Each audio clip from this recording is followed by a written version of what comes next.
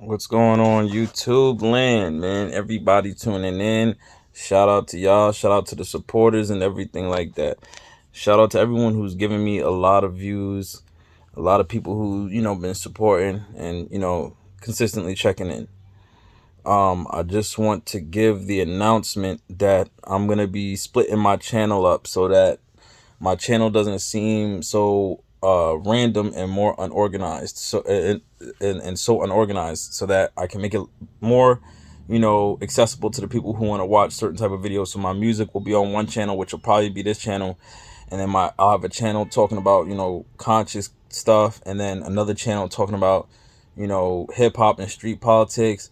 Then I'll have another channel talking about advice and just life in general, and another one for other stuff. But it'll all be in the channel section or community section or whatever the case may be, for you to be able to go check that out. So now this will be my last video giving any kind of advice or just talking about life in general on this channel. With that being said, I've learned a very valuable lesson that I don't want you, the viewers, to learn the hard way. And that is, watch who you trust, and watch conversation, watch body language, watch just be very observant when communicating with people.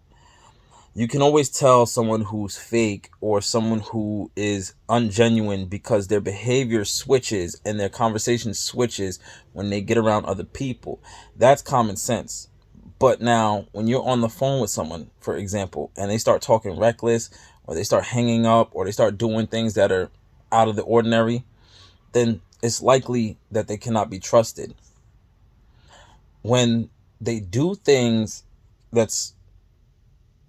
when your gut tells you that this person is not to be trusted because of what they do, and you try to give them the benefit of the doubt by explaining what they're doing makes you not trust them, and they're unwilling to change it, is because A, they don't give a fuck, and B, they cannot be trusted. Period. Listen to your gut. You are your only true friend. You are your only true anything in this world. Yourself, the person you see in the mirror, are the only person you should trust above all else. Because there's always a sprinkle of a lie in everything someone else says. You have to read the room. You can always tell someone is around someone else and they have to make themselves look good, and they have nothing that make themselves look good, when they lie on the phone to you and they say things that would make you seem like a bad person that aren't necessarily true while they're on the phone with people, but when they're in person with you, they praise everything you do. You can do so much and someone say, oh my God, you did this and you did that, you did that. And then when there's an issue and they're around other people, oh, you don't do this and you don't do that and you ain't shit and da. When they can't complain to you in person, they can't make their feelings understood in person, they are not to be trusted.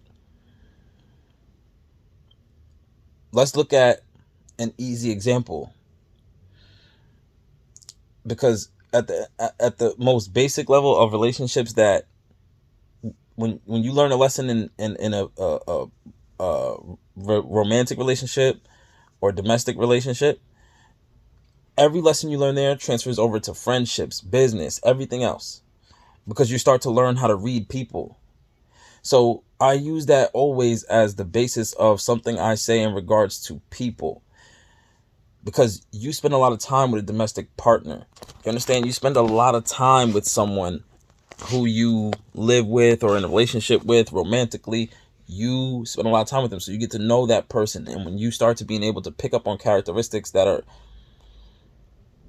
unsavory, so let's say, for example, you get into a dispute and you say, I always wash the dishes, I always did it, and then they complain about something small, or they bring up something that is not true and they lie. For example, oh no, you have this person do it, or you have that person do everything, and you do that. They're just trying to make you seem like a bad person because they have nothing to say about themselves to prove that they better than what they are, or they have nothing true to say about you to make what their argument is valuable. For example, the cheating game. Oh, when you tell them that they're cheating and you have fucking credible witnesses, meaning yourself, because I don't trust any other witness to it. I don't trust my own eyes. And they're doing something that makes them look suspect,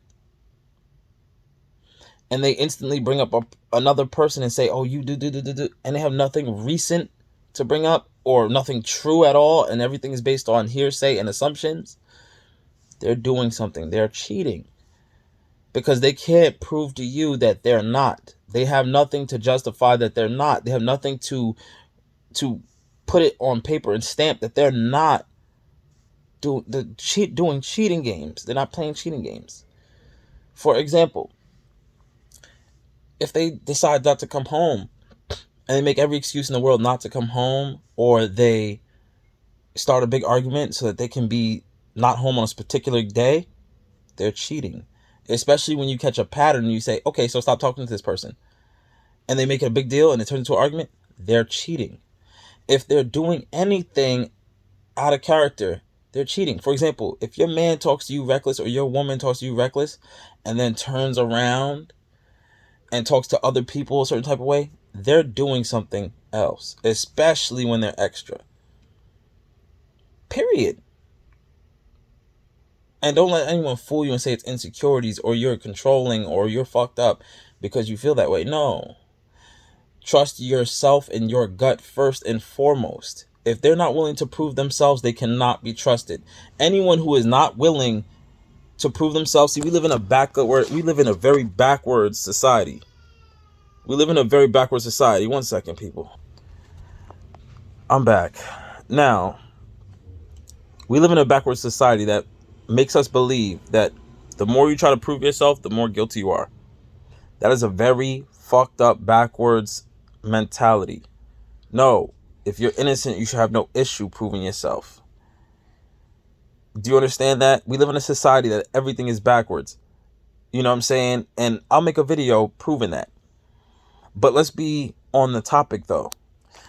If you are not doing wrong, you should have no issue proving yourself. Don't make it into something else. Don't flip it. Don't flip the card and blame someone else and say, oh, but you're doing this, that, and the third. No.